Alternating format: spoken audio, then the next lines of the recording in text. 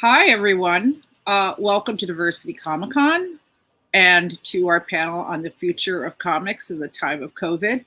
I'm Heidi Macdonald. I am the editor-in-chief of The Beat at comicsbeat.com, the news blog of comics culture. And I'm joined by an excellent panel of super smart, connected, wise people who are going to explain everything about how we come out of this or how comics have changed in a pandemic, in a global pandemic. So first we have John Siuntres, who did I say your name right? It's okay, buddy. It's Siuntres, but it's all right. Siuntres. All right. Well, professional moderators ask for these things. Anyway, he's the host of the Word Balloon podcast, one of the best known podcasts about comics. He's covered everything, had everybody on there, and is constantly monitoring what people are saying and thinking. We also have Gina Gagliano, who is she says here she's one of the most influential people in graphic novel publishing today, which I agree. She is the editorial director of Random House Graphic, a line that launched earlier this year. So that's quite challenging. I'm sure we'll talk to her about that. We also have Stanford Carpenter, PhD, who's a cultural anthropologist and a comic scholar. He teaches journalism and other things and is a very, again, knowledgeable observer of what is happening in this scene. And then finally, Andy Schmidt of Comics Experience, which is a learning platform that offers classes in how to make comics and how to publish them in soup to nuts and all our kinds of other things. So welcome, everyone. Thank you for joining us. Thank you. Thank you. Yeah. And I'd also like just to thank Diversity Comic Con and also Michael from Get in Tune, who was helping us with the tech end of this, because we might have been doing Zoom panels for 6, 7, 8 months, but we learn every time. So anyway, well, let's get right to it. I would like to just run through the panel and talk about with what you do and how specifically this time that we're living in, these uncertain times, how having a global pandemic and a lockdown, how has it specifically affected your own business? And we'll start with John. Well, I'm almost slightly embarrassed to say that it has benefited the podcast that I do. I've been doing it for 15 years, and certainly a lot more people have more downtime than normally. And I really saw the pandemic as an opportunity to broaden my show more and do more programs. I normally was doing 2 or 3 interviews a week, and I really upped it to 4 or 5 a week, and just felt that everyone, especially early on when we really were on serious lockdown, that people needed entertainment and a break from the 24-hour news cycle that we all can't help but watch. So I started doing more interviews and also learned how to do video a bit better. And so now it's video first live with fans asking questions when I do my interviews with creators and publishers and the like. And then it's an audio. And yeah, I mean, it's been great. The audience has really responded positively to it and the more coverage. I was afraid I might wear out my welcome, not only with the guests, but also with the viewership. But it's honestly, I'm really glad. And everyone understands that I was trying to come to it from a positive standpoint of let's do more entertainment, like I said, to get away from the stress of everyday life right now. Right. Well, as I said, we're all learning these technologies, and live streaming is as common as walking out the front door now. So Gina, I mean, you and I have talked a little bit before. I had myself muted. So can you hear me now? Yes. Okay. Sorry about that. So anyway, yeah, live streaming is as easy as walking out your front door now. So we're all kind of adapting. Now, Gina, you and I have talked about this before, but you've had some pretty unique challenges because you launched your whole publishing line during the pandemic. So tell us a little bit about that. Yeah, so I'm the publishing director of Random House Graphic, which is a dedicated kids and YA graphic novel publisher at Random House, the biggest publisher in the world. So we launched earlier this year. We've put out 12 titles so far this year.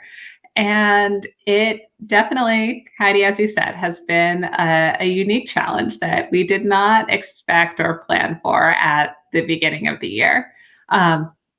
with publishing, we planned very far out.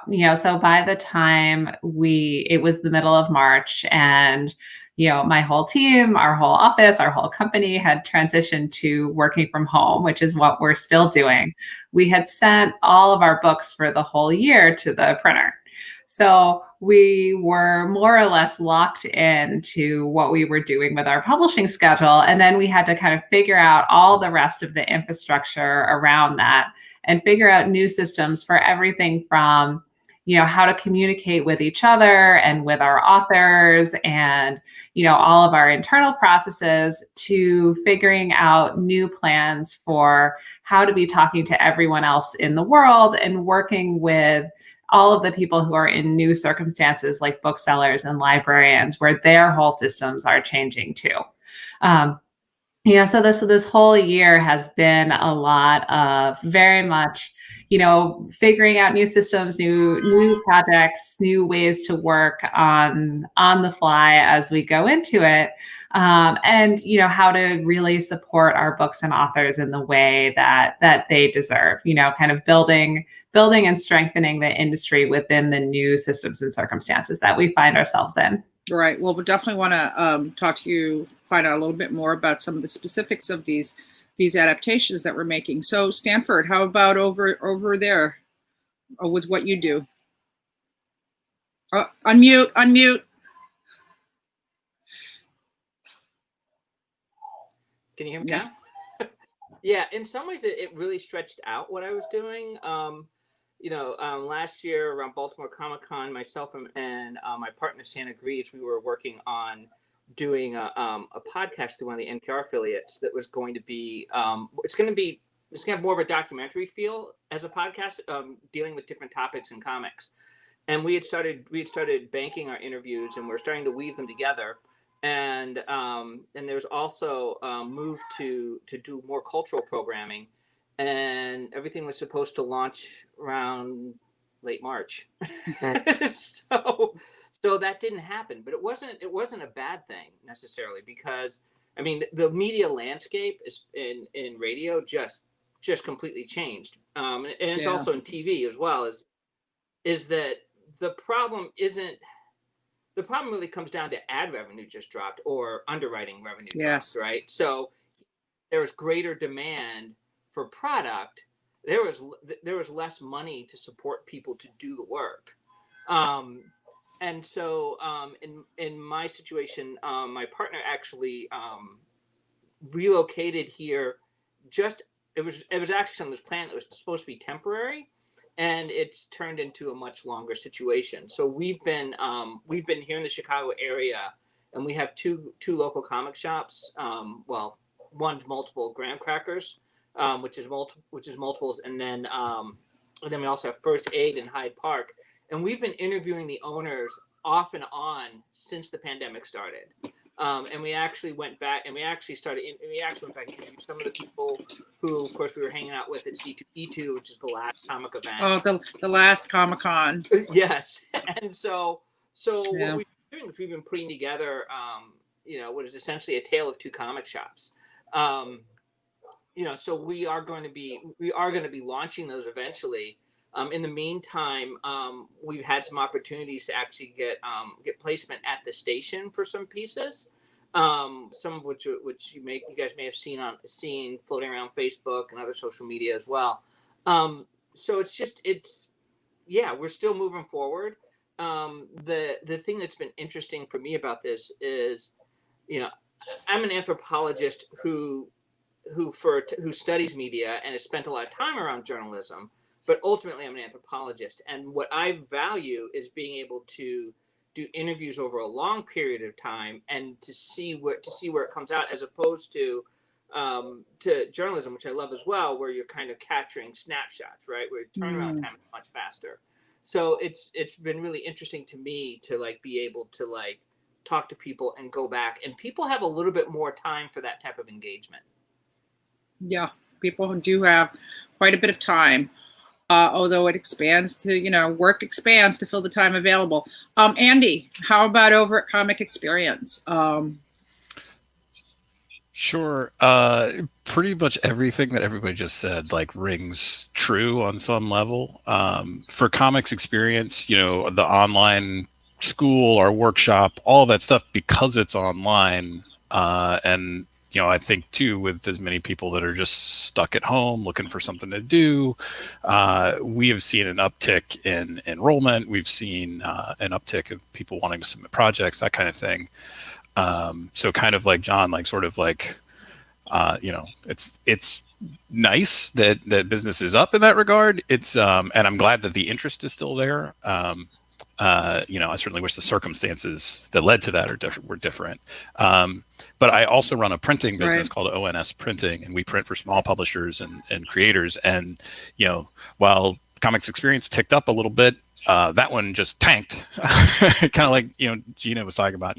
People had stuff ready to go to print, but a lot of what we print goes into what we call a direct market, which means it goes through Diamond, and Diamond shut down for 3 months. So that just led to all kinds of logistical nightmares and creating new systems that weren't in place before. But we had books that were in transit that all of a sudden, Diamond stopped taking them. So we just kind of had to go, okay, so where are those 12 pallets of books, and where are we going to put them until this passes? I mean, there was just, I've had more conversations with different shipping companies than I ever thought humanly possible.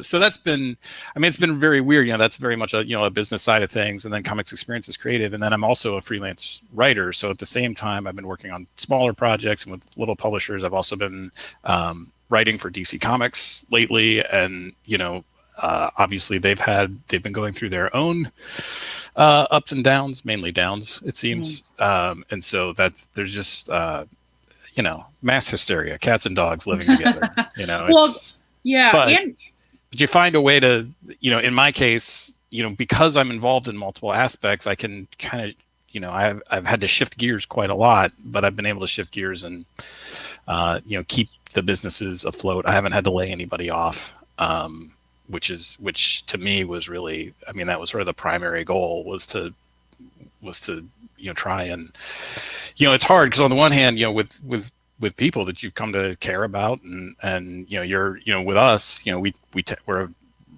talk a lot amongst ourselves, amongst all of the companies. And so, you don't want anybody to get laid off. You want to be reassuring, but you also want to be realistic. And so, for other folks that work with a team of people, I'm sure you've experienced similar sorts of things. But so far we've been all right. We've been able to keep things going, but it's definitely a challenge. Yeah, absolutely. Andy, I'd like to know, talk about things that happened during the pandemic. Diamond shutting down for, it was like, what was it, 8 weeks, 6 weeks, not shipping any new product. Was a huge disruption to the comics industry. And I'm really curious though, with you, because Gina, you might have had this problem too. Like there literally were pallets full of books out there, on boats and where, like, ready to be delivered. What happened to those books? Like specifically where did they go? Gina, do you want to jump in? Yeah, I can talk a bit about this from our end of things at Random House. So, Random House is giant, but part of being giant is that, it's not just our 4-person imprint there. It's the other 2,000 people who are also creating and making books that are part of the publisher that are just in our office. And then there's the other several offices that are around the US, plus all of the companies that are the distribution clients. So Random House has this amazing system of warehouses and customer service people that all deal with these things.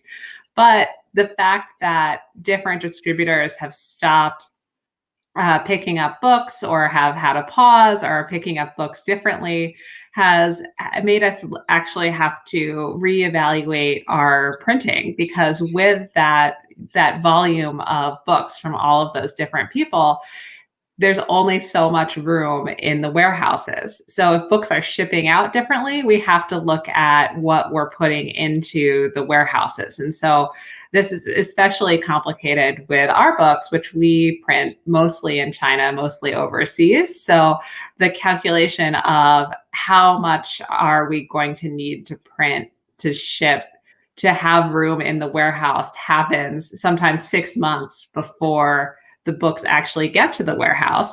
And right now, when everything is changing minute to minute, and trying to calculate in March what your warehouse capacity is going to be in September or October is just completely, this year it has been even more of a roll of the dice than usual. Yeah, so that has just been one of the interesting experiences this year. And you may all also know, because there have been some industry articles, some New York Times articles, that China printing has been totally going pretty seamlessly. Printing in the US, especially black and white printing this year, has been having some hardships just because one of the largest printers went out of business, and the other printers have been kind of juggling that capacity at the same time. We have an election year, so most of the black and white books are earlier, so as not to overlap with the beginning of November. So at the same time we're dealing with that bankruptcy, you also have a higher than usual number of books that are coming out in September and October, including books that pushed back from April, May. So that has just created this perfect storm of all of the books with all of the printers were completely running at full capacity, and everyone kind of juggling what people can handle and where the books are going and what fits in the warehouse and all of that. Wow. Yeah. And I'll just add on to that. First of all, yes, everything Gina just said, and I'm sure from the publisher side, the logistics of that, especially a place like Random House, like she was saying, that has all those different warehouses and managing. Right. I'm sure that there was a lot of these can't go here. Right. We've got space over there, and so we were doing a lot of that. Calling up our clients. Some of them have warehouse space. Some of them don't have their own warehouse space. I had also because an industry that is, at least part of it, certainly if we're talking about like sort of the superhero genre, is really, really very dependent on diamond distributors specifically. I'd also been working with a few partners. We created a company called Corner Box, which is an alternative method of getting your product out. I won't go into that, but the get from that is that we have a giant warehouse in Iowa, so we were able to take a lot of the stuff from that I was printing, and we were able to use some of that warehouse space and make accommodations and figure out how to do it. But what I did see was I saw a lot of people, a lot of companies just kind of take a step back and go, this is so messed up right now. Let's just kind of work together and figure it out. And so, I had a lot of publishers helping other publishers, a lot of printers and warehouses that were offering to like, hey, we can just hang on to something till something gets up and running again. And even though Diamond's been up and running again, they haven't, they're back at, close to full staff now. I don't know for sure, but kind of last I had heard, they were still down a large percentage of folks. And so, that makes communication difficult, and that makes, trying to, get things up and running again. It's like, it's like an old like ironworks or something, right? To get that thing lit and up and flowing again. It's just like Avengers, when they got to get that forge going again, so Thor can get his camera. Exactly. We got to get the satellite just right with the solar flare. But interestingly, I print a lot of stuff that creators do on Kickstarter, and Kickstarter, just has sort of kept plugging along, and I think Kickstarter's had a jump, and once retailers started ordering books again, I don't know if other folks saw this or not, but at least just anecdotally from the printing I've been doing, it seems like there was a flood of actually higher orders when the stores and stuff were starting to open back up. But they do seem to be kind of leveling off and getting kind of back down. Right. I did hear that from a lot of publishers that over the summer, surprisingly, sales were up. And, we've seen book sales, especially in the kids area, be very, very high as parents were looking for anything to keep their kids happy and occupied. Now, however, I think the kind of the thin edge or the weakest link in all of this has been the retail sector, just because there's so much more variables in the real world. I mean, Stanford, sounds like you've been talking to some bookstores. I mean, what are you seeing out there in the retail area? Oh, unmute. I'm so sorry. One thing that's been really interesting is seeing what the communities around these stores have been doing. So in both instances, it was customers like really checking in on their local comic shop, right? And that was actually really nice to hear. And especially with First Aid, because of where it's located in Hyde Park, right? So there's a lot of that going on, and there was, there's just a lot of that. And as I spoke to John and James, they're both very optimistic in that respect. One thing that was a little difficult here in Chicago were some of the activities that came along with the unrest and the protests. We have literally been toggling between worrying about COVID and dealing with some of the cultural and social issues. In the case of Graham Crackers, they have one location that's right downtown, and it's right across the kitty corner from the Bean. Talking to John and that place got looted twice, 2 separate occasions. And what was interesting was John and I actually go way back, like many decades, and so it's like he actually texted me while that was happening, and it was just this experience where it's like he's watching it, but at the same time, it's they both also said that it's easier to deal with the unrest than it is to deal with COVID, because ultimately their biggest problems right now are facilitating getting people back in the stores safely. Out in some of the suburban locations, customers are a little less sensitive about mask wearing, whereas in the city there's a lot more people who are more likely to wear masks. So I'm hearing that there's real differences in terms of managing that situation, because as a comic shop, it's like, the upside of community and the upside of that connection is you've got people who are going to express genuine concern, but it's also really hard to like push somebody to do something they don't want to do when you have someone just walk in without a mask, right?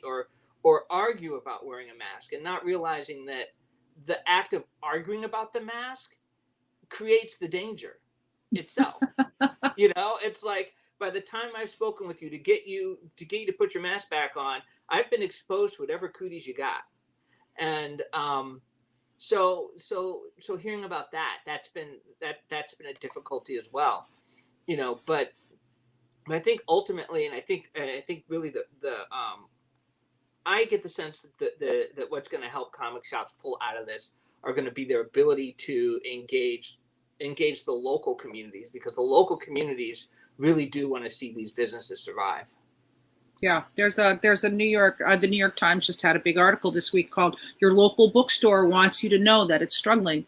And it was a pretty, some of the most prominent bookstores here in New York, which is full of bookstores, are really struggling. I mean, John, what are you seeing on the retail sector? What are you hearing? A lot of the same thing that Stanford is, honestly. The unrest, downtown impacted Challengers Comics, a great Spirit of Light Award winner from the Eisner days, and they had just opened a second downtown, or a second location that was downtown, and it got looted so badly they had to close it, and they had just opened it in December. But I do think, as Stanford said, and as you're just pointing out, Heidi, in that article, it is community that's going to help these stores. And really, comic stores, much like record stores were in our younger days, a great place of community. And really, you got to know your retailer, you trusted their opinions on what to buy. And the great thing is, even pre-COVID, I think a lot of successful stores have engaged in book clubs and doing online events with, if a creator can't come in person, they would set up a Skype call or something to have, an event with a creator far away. And I've seen too, the online auctions that a lot of stores have done. and great response, not only from their local community, but also like doing a Facebook Live auction, and we'll get responses around the world. I mean, I'm tied into Art and Franco, the Tiny Titans creators, who have Oh Yeah Comics, and Christy Blanche also part of that group, and they've got stores in suburban New York, and they've got them in suburban Chicago and Muncie, Indiana. And yeah, that's kind of how they've survived is reaching out to their community and just saying, hey, we're here. What can we do? Curbside service seemed to be working, to keep them afloat. I mean, it's certainly not what it was. It won't be until really things normalize, with a vaccine and rapid testing and things like that. But in the meantime, they're doing what they need to survive, and those are the kinds of stores that will get through. I think a lot of stores have learned a lot of that. I mean, new ways. I mean, the one I had in my question list here, what's positive about this? I mean, nothing is positive about a global pandemic that's killed millions and millions of people, but people are very adaptable. And like online auctions, I've talked to many retailers. I'll be honest, I kind of laughed the first time I saw one of my retailer friends come out and stand there holding the books. They've kept doing them because they're very successful, and they've been making them very profitable for them. So thank God they've had this outlet to do this. So I is there any, like, what can we do to shore up though the retail segment? Because I do feel like this is, like I said, it's kind of like the weakest link. It's the one that's struggling the most. And, Gina, you mentioned 6 months ago in March, you couldn't have in your wildest dreams, the fevered imaginations of Alan Moore and Grant Morrison and Warren Ellis combined couldn't have imagined what we've seen. So, yeah, I mean, what are you seeing with bookstores? I mean, it's been really interesting to be keeping an eye on sales during this time, because, definitely what we're seeing is that one of the things that's happening is that things are complicated. Like, families are spending more time together. People are spending more time like in the home needing entertainment. And one of the results of that is that they're turning to books.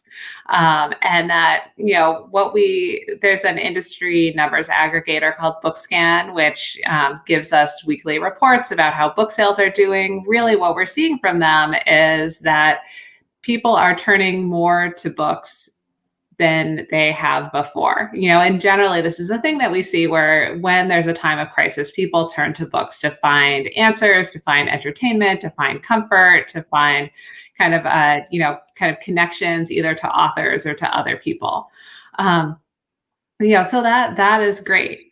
But I also just, I look at the situation that we're in and I just have a lot of questions about how we take that interest and engagement in books and turn it into the sort of discoverability that a physical store can offer. Because when you are, living through the year that we're living in, when we're dealing with racism and protest, it totally makes sense for people to say, Congressman John Lewis's March, I'm going to read that book. But how do they find the next 20 books that they should be reading when they can't necessarily go into a store, or they don't feel comfortable going into a store because they live in a suburban area and people aren't all wearing masks, or when they have a family member at home who is immunocompromised and they don't want to go out and, possibly endanger them. How do they get that experience of, during a time where there's not a global pandemic, Challengers Comics would put together an end cap display of all of the books that you should look at.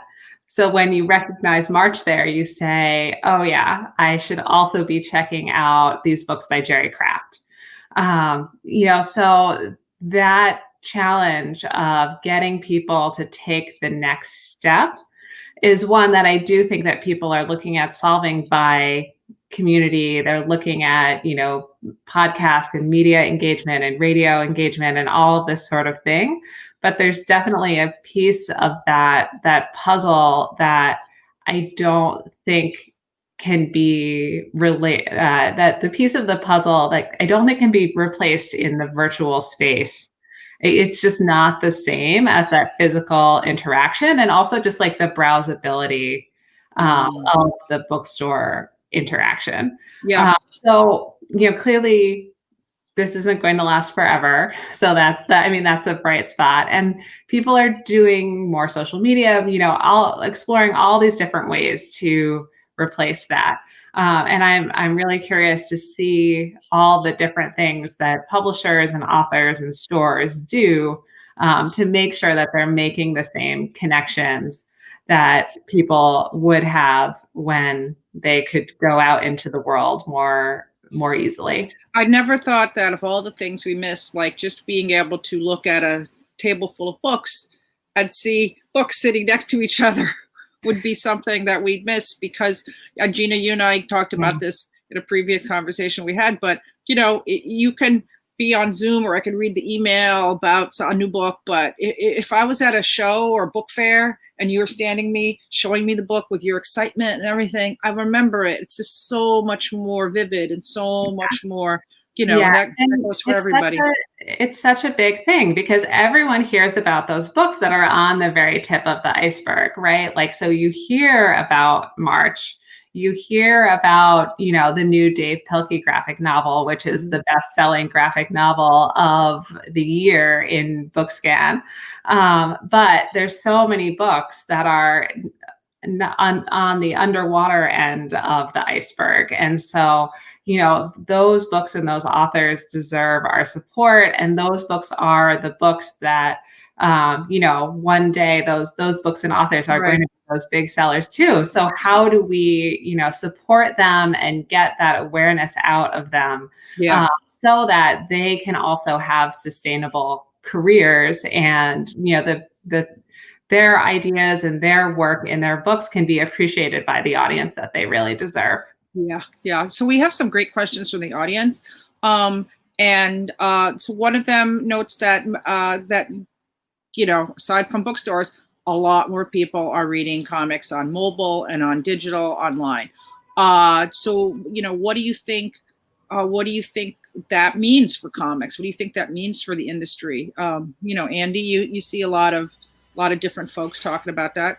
Yeah, I know a lot of different folks that are working on almost exclusively on digital comics now. I mean, a lot of the creators that come through Comics Experience, and a lot of the frankly the professionals that have been around for quite a long time, have moved to more online stuff like webtoons and Comixology, and there are various different avenues for digital content. But one of the things that I think has, as bad as the pandemic has been kind of for the industry, one of the things that I think has helped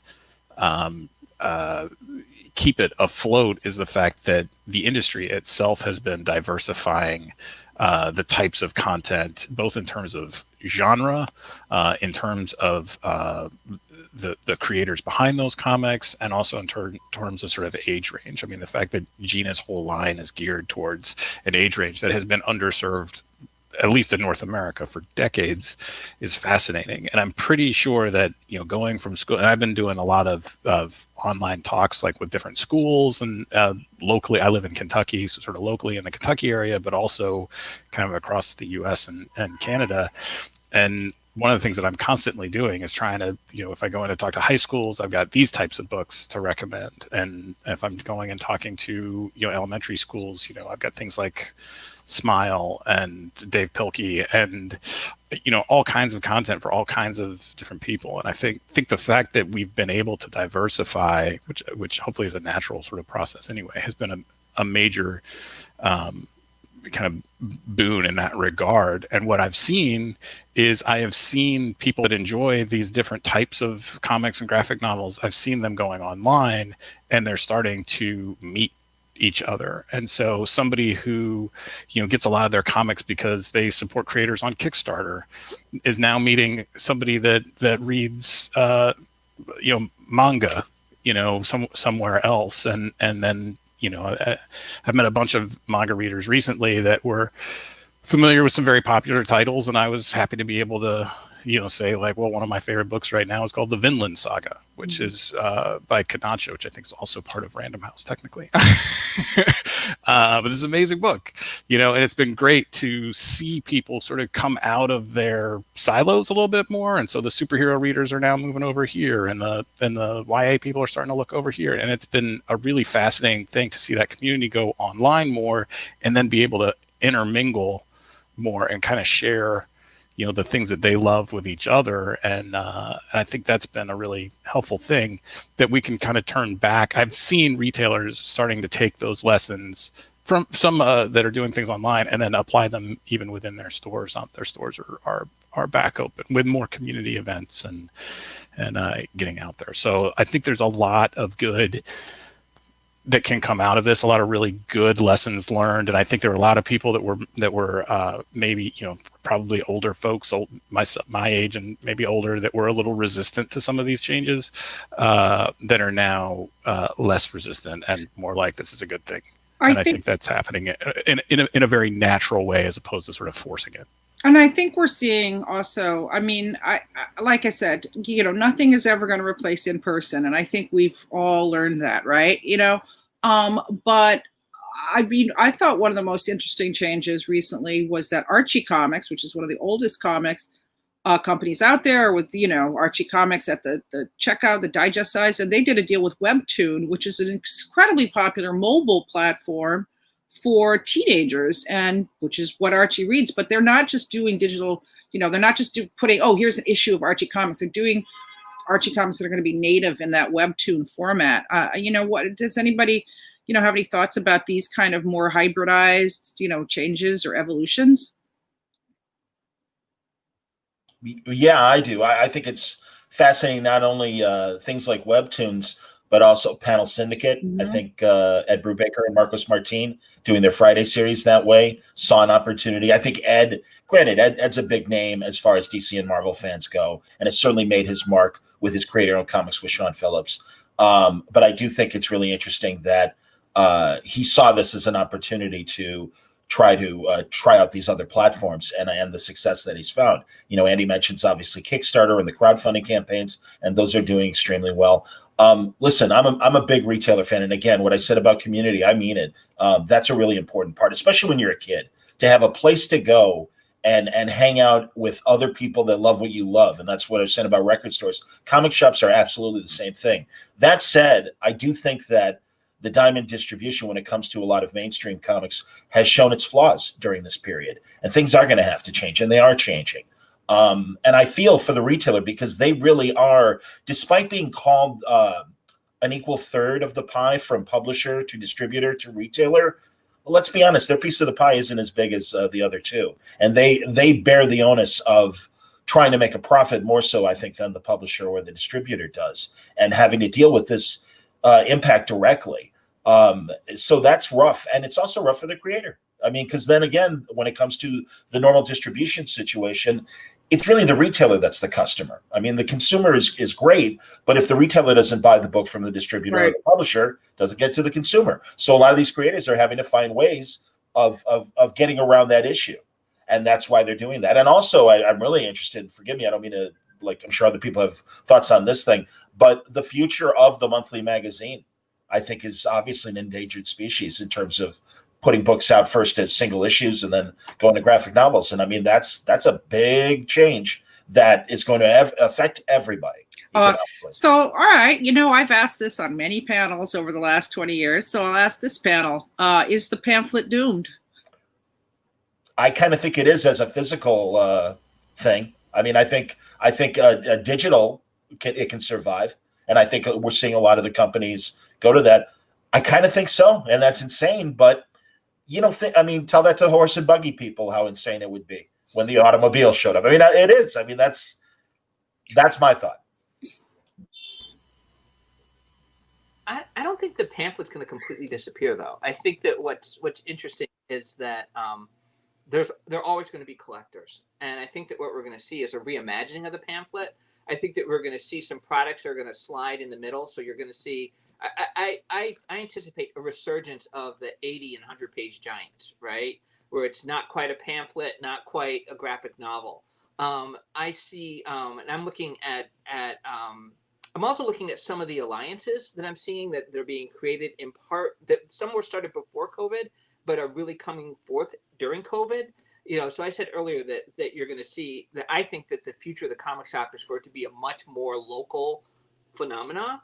And I think that that's one of the weaknesses of comics, is that it's essentially a national product trying to operate on a local level. And it's ignoring local production.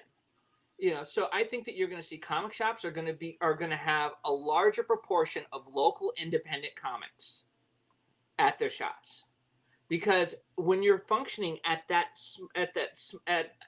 when you're like a group of artists, if you're a group of 5 or 6 people who are working together on a comic, you don't have to make as much money as a company that has 100 employees, right? So all of a sudden, some of these things that happen at the local level become much more possible. I'm also here in Chicago. I'm seeing, I'm seeing some really interesting alliances. So I'm in conversation with people at, most unfortunate name, the Oriental Institute over at University of Chicago, and the Chicago History Museum. All have people who are really interested in doing stuff that's comic related and working with comic shops. Right, that's an interesting space, because you're talking about bringing people to the comic shops that normally don't come to the comic shops, and also bringing people to the museum. Uh-oh, you froze up, Stanford. I wanted to build on what Stanford. Oh, there we go. He's back. Yeah. And so it's these reformulations of audience. And then another thing to think about is, especially given what we're involved in now, is what this means, and all of this online activity means, not for the big cons, but for the small cons that are more focused. So, when I participated in San Diego Comic-Con, I remember seeing all this stuff about, well, maybe this wasn't a success. It wasn't getting the numbers that, that these big companies wanted. But I was looking at my numbers, personal numbers. More people saw me talk for that than anything else before. And so when you start looking at these smaller cons that are dealing with smaller numbers, for them, 10,000 eyeballs is a lot more than the 2,000 they normally get, right? I'm involved with PocketCon, which is a local Chicago-based con for kids, and they're working very closely with First Aid to figure out how to reimagine what type of experience they can create for First Aid, because right now PocketCon kind of looks at it in terms of First Aid and Graham Crackers have always supported this small comic convention, and now they're like, okay, now PocketCon's like, well, how do we help them, right? Mm-hmm. So I'm seeing new alliances, but I'm seeing them being very local, and I think that these local, focusing on the local is going to create some interesting opportunities, because that's one of the things that the pandemic does is it prevents us from what? Traveling regionally or nationally. Yeah. And, who knows how long this will last. Andy, what about the periodical?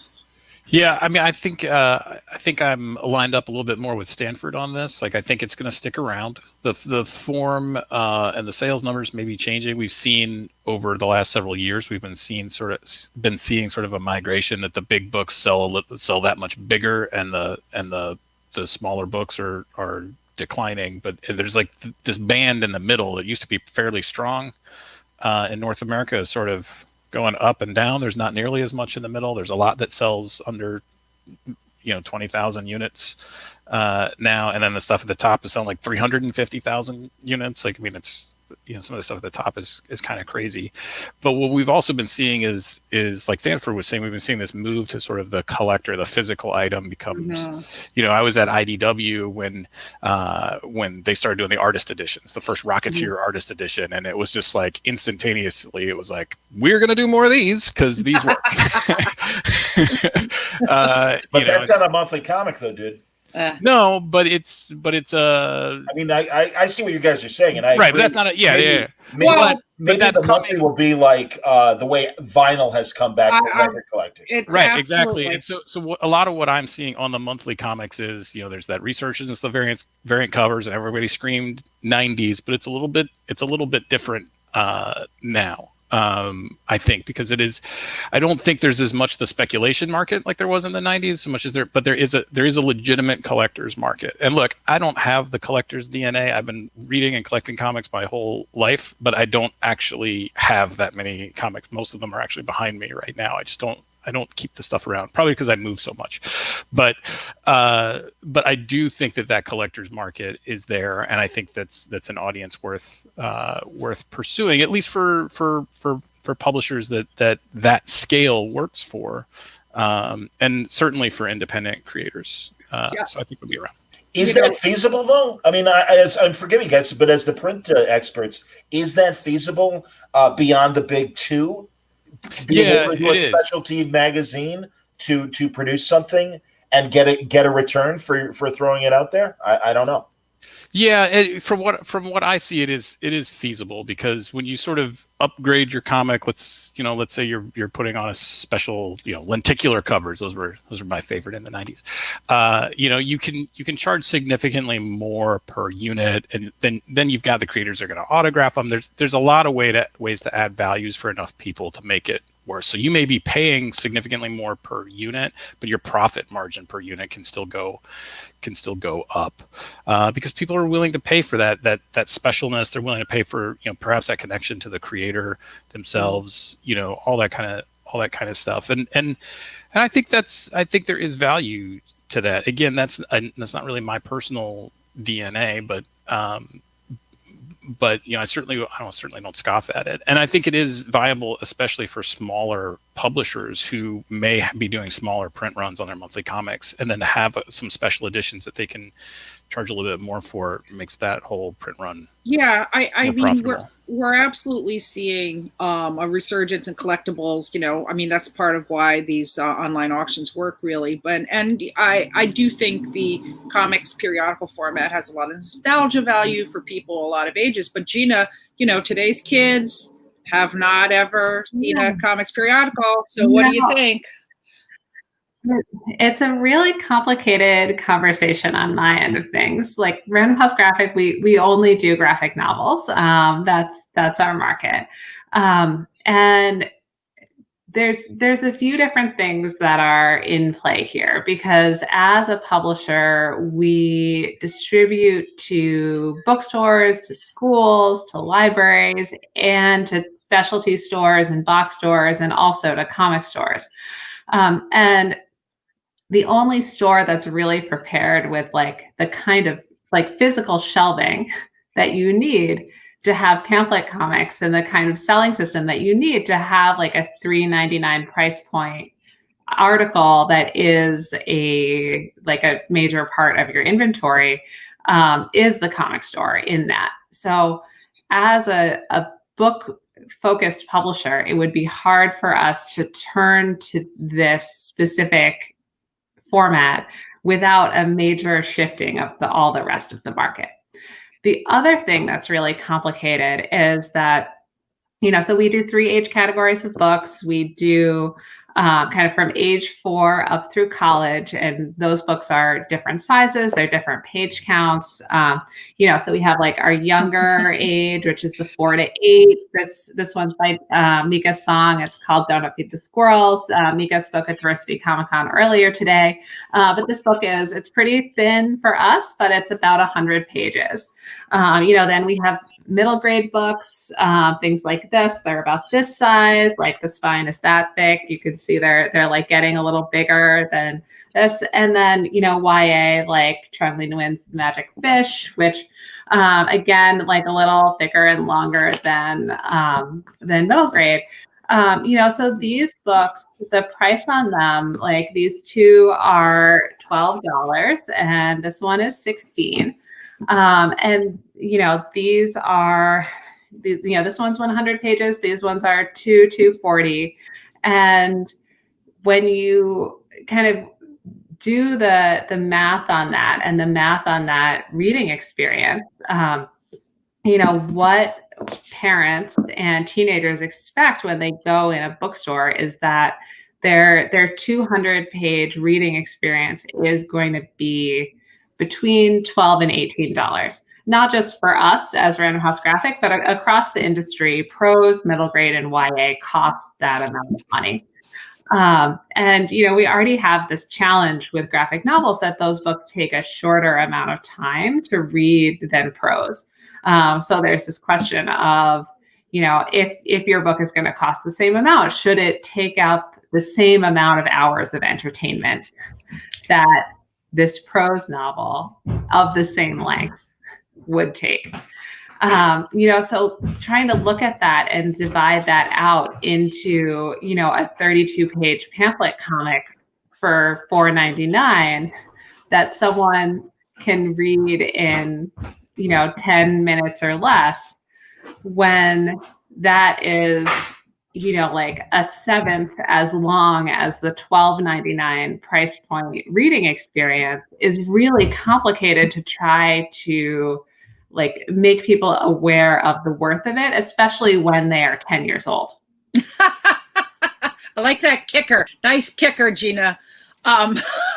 Devastating. What you just talked about is something that I call the satisfying chunk theory. It's like you have to get your money's worth. That's all it means. It's like you got to get your money's worth, and you read this. And when I'm very old, so when I bought comics, they were like 35 cents, and that wasn't too, pocket change. Even then, like, it was pocket change. And I got my money's worth. But, $5.99, $4.99, that could be a big cup of coffee. I mean, I don't know. Yeah, I do think one of the things that I think we are all getting at is that the monthly comic is changing. That the old ways don't work the same way because the world is different, because the readership is different, and everything that Gina just said makes sense, makes perfect sense to me, right? But again, going back to that collectability idea, even if you're just producing graphic novels, if you've got a hit graphic novel or something like that, you might wait 2-3 years and put out, a new hardcover edition. Like I can't tell you how many copies of Lord of the Rings I have. They're all different. They're different sizes. They're different, whatever, right? Me too. Like we will milk these things. We will do this. But yeah, I mean, it definitely is going to have to change. Yeah. We're winding up here. We have some great questions to the audience. This is a really good one. Just throw it open to the panel. If you can self-publish right now, does it make sense to self-publish right now? Yes. Yes. Yes.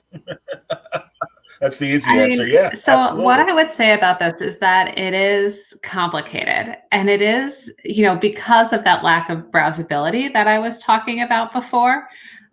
So if you are a person who has a following, who has lots of people who are interested and excited and engaged with your work,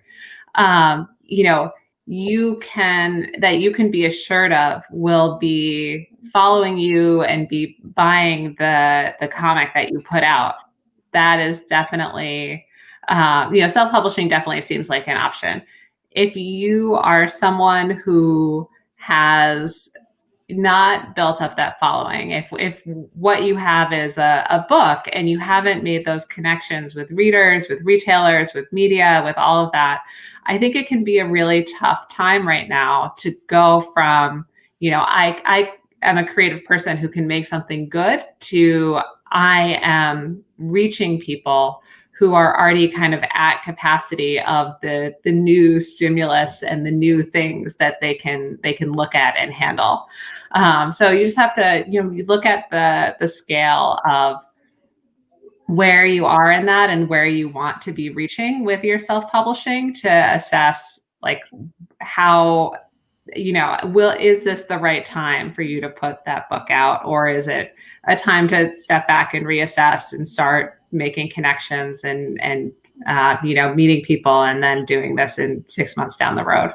Right. So we are winding down here, but a really great question. Any general advice to aspiring creators on what to do during lockdown? So let's see what we have there. John, you want to start? Yeah, create. Don't let this period of uncertainty stop your creativity. Even if you're don't know where to start, just start drawing, just start writing, and throw two characters in a room and literally start with hello, what do you want? and it will get you going. Because again, I think this is an opportunity. I see this as an opportunity. This is a terrible time, and I don't mean to mitigate all the sadness that we're all going through and the loss that we're going through, but really seize this opportunity and write and draw, because Gina might be right. It may not be the right time to release. It is the right time to create and be prepared. Luck is when opportunity meets preparation. This is the time to prepare. One of the things that both of them I think just hit on is the your independent creator. Like if you're a new creator and you're thinking about self-publishing, is that there is the creation of the comic, and then there is also the marketing, the audience building, and the selling of the comic, and those are not mutually exclusive. I run into a lot of people that come in through our program or that I just meet at shows that and they're focused on the craft, which is great. Like that, you need to be focused on the craft, but if you want to build an audience and if you want to kind of move that career along, you have to be focusing also on building that audience and the marketing aspects that go along with it. So one of the reasons why I said yes so quickly about self-publishing is because one of the best ways to build an audience is through self-publishing and getting your work out there and getting it seen. At some point, that's got to happen in order to build the audience so that you can become, hopefully one day, one of those big creators. Yeah. Stanford, advice? This is going to sound kind of off the beaten track, but really focus on developing habits that are going to help you maintain your physical and emotional health. I think that sometimes we get so 100%. caught up in what to do at the time that you don't want to come out the time a wreck, and you want to be able to produce good work. And part of producing good work are attending to those things, and also figure out how you can also point yourself outward as opposed to inward. So like take in what's going on outside, because that's one of the challenges we're facing, right? We can't interact with people the way we normally do, but as creators, I don't think it's a good idea to get too caught up in your shell. Yeah, very true. So, no, that was what I was going to say too, Stanford. It's not off the beaten path at all. Take care of yourself first. That's the first thing that you want to do. You need to make sure that you're happy, you're healthy, you're maintaining your relationships with your friends and family. Like right now, it's a tough time for a lot of people to be creative. It's a tough time for a lot of people to be organized. It's a tough time for a lot of people to kind of, put their nose to the grindstone and just get things done in a way that they could in a more normal year. And, everyone who's working creatively just has to be really thoughtful and conscious about that and how much they're putting into their creative work, and balancing that with self-care. Also the other thing that I would say that people should do is vote, because when we have a better political system that takes better care of us, that all gets easier. All that self-care gets easier. 100%. And healthier and all of that.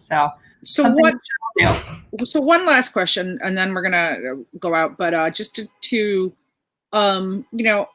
I think a lot of people are beginning to realize that we're never going to go back to the way we were. This is a paradigm shift in everything around the world. There's before and after. But that doesn't necessarily mean bad things. So just start, Gina, what positive changes do you see for the comics industry coming out of this? I think that one of the interesting things is that anytime we have a radical shift in how our lives and jobs work, it helps us to learn all sorts of new things. So I know that I myself have, I've been working from home since March, which is an experience I've never had before. It's led me to, create different systems of communication, to be thinking about relationships differently, to be thinking about, kind of how systems and infrastructure and all of this stuff works. And so that's just been really interesting and, mind expanding for me. And that's something that clearly will persist the rest of my career. I'll always know the stuff about, new ways to be thinking about communicating and building relationships, and to be thinking about process and all of that. So, that has been, it's been kind of a tough a tough transition, because it's like all of these new things all at once while we're all still trying to get everything done. But it has been really useful in trying to figure out, ways to work differently and better, and giving me a new perspective on that. And it's also just, making me think about the relationships that I have with the rest of the people in the industry, and the relationships that I am building or should work to be building with the rest of the industry, and how to, keep those as strong as they should be, and to really be thoughtful about them, because I'm so isolated in my virtual office space in a way that I'm not living in New York City. So it puts a whole new perspective on kind of how I can connect to people, and making me connect with different people and differently, which has been a really interesting and exciting project throughout the year. No, that's true. Andy, what do you see, positive changes for the industry for you? I think just really kind of the 50,000 foot view, I think there is, what I have seen by and large, is a renewed, I think, understanding of how interdependent we all are, as an industry, but also as sort of moral support. Like, I'm a member of several online groups that are professionals only, and a lot of the things that we're doing is we're talking about, like, hey, does anybody have how do you get Spider-Man out of this trap? Like, sure, there's stuff like that, but really, mainly what we're talking about is our lives, and we're talking about how we can support each other. But I'm even seeing that, like John was saying about, sort of those three, I think you call them pillars or whatever, of the industry, that there is, I think, a more visceral understanding of retailers and publishers and printers and distributors all having to be on the same team. Yes, all trying to make a profit, but it's kind of an all for one sort of thing. And I really, really hope that persists once we're coming out of this. Stanford. Oh, unmute. Sorry. This is going to sound strange, but I think that long term we're looking at a bigger, more stable pie. And I agree. I say that because we're at all levels, not just in comics. We are dealing with a broken supply chain, and what's gonna happen is that the emphasis up to now has been getting a whole bunch of stuff fast from one place to another, but not necessarily which creates these efficient supply chains that aren't robust. And I have this feeling that we're going to have much more robust supply chains. People are going to be thinking much more in terms of redundancy. And when you start thinking in those terms, you start having people thinking in terms of, like in this conversation, we've talked about publishing virtually and trying to get more people online. We talked about graphic novels. We talked about pamphlets. I think that what's going to happen is all of those areas are going to expand a little, and overall you're going to have a bigger pie. And I think that what's going to happen is that you're going to find it is what I said earlier about new alliances and a greater sensitivity to the local versus the national. I actually look at DC moving away from the local comic shops as a real interesting opportunity, because it's going to create actual real estate space in there for other kinds of products. I think that and other comic products, right? I think that it would be really nice if we can get back to the days where you could pick up a comic in the equivalent of a grocery store, which now is Walmart and Target, right? Again, a heightened presence in those two retailers would alter the entire industry, just in terms of the amount of eyeballs that you would get on comics. So I think that's the optimistic side of it. I'm thinking that we're looking at a bigger, more robust pie with a lot more possibilities, not just for the big guys, but for the little guys and the people in between. I think a lot of systems are being stress tested right now. And, comics went into this, graphic novels went into this gangbusters. We're having the best year ever last year, ever since we've been able to measure it.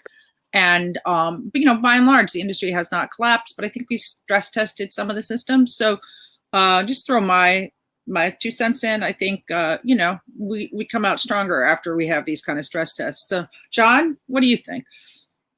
Unmute. Yep. No, I'm really echoing a lot of what Stanford just said. I agree with him. I think it's a dual track. I do think the big two might consider abandoning the monthly comic, but I do think as well, as Stanford said, I think it will create more shelf space on the local scene.